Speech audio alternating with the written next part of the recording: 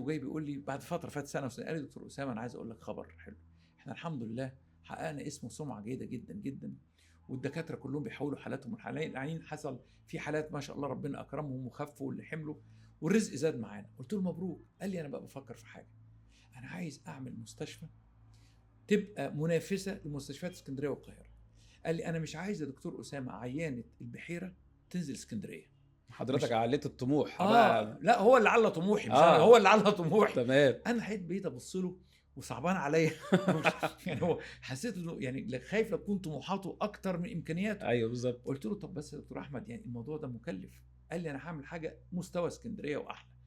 قال لي بص انا لميت الدكاتره وعرضت عليهم المشروع وكلهم هيساهموا باسهم وهنعمل المكان. والله ما ببالغ، انا قلت الشاب ده ينفع يكون رئيس وزراء مصر والله انا مش بعليه سياسيا. لا مخه مرتب جدا. وقال لي احنا نقصنا ايه، انا معايا زماله من انجلترا، معايا زماله من رويال كولج، مستوى زي دكاتره اسكندريه وزي استاف الجامعه، والدكاتره معانا ديك شفتهم ما شاء الله كلهم شاطرين. احنا نقصنا ايه، احنا هنوفر مكان يكون على اعلى مستوى بس لينا شرط. قلت له قال لي تبقى شريك معانا. فانا الحقيقه قلت والله يعني يا ابو حميد انا يعني شغلي في مصر. قال لا احنا مش محتاجين منك فلوسك، احنا عايزين ندبسك عشان تبقى معانا تلتزم معانا. فحسيت فقلت على بركه الله يبقى ليا سهم معاهم.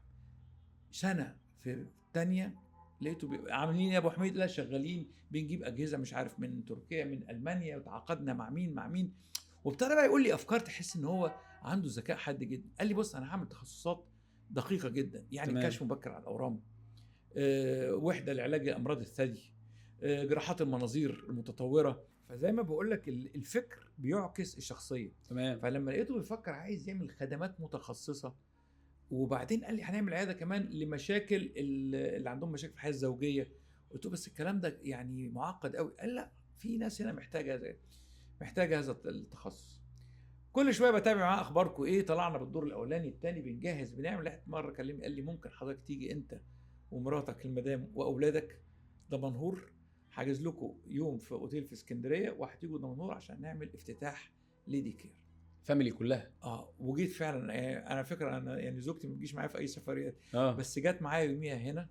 وعايز اقول لك فرحتي، عارف اللي هو يوم ما تتخرج من الكليه او يوم ما يجي لك تولد طفل. حضرتك حضرت الموضوع على اللي هو أنا حلم لسه. فرحان ليهم وفرحان مش بس ليهم، ده نموذج قد كده من مصر.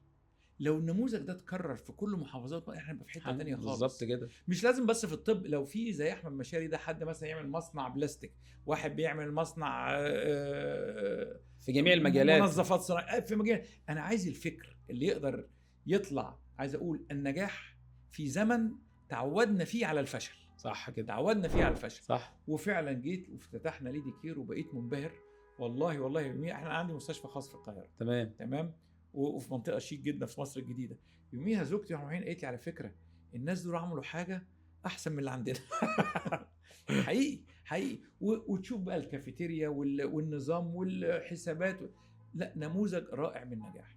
فانا فخور بيهم وبتباهى ان انا ليا دور في هذا. يعني ايوه طبعا ليا دور حضرتك صاحب مكان.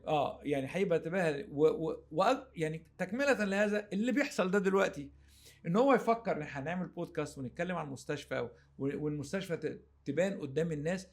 فعلا عندنا حاجات حلوه لازم الناس كلها تعرفها.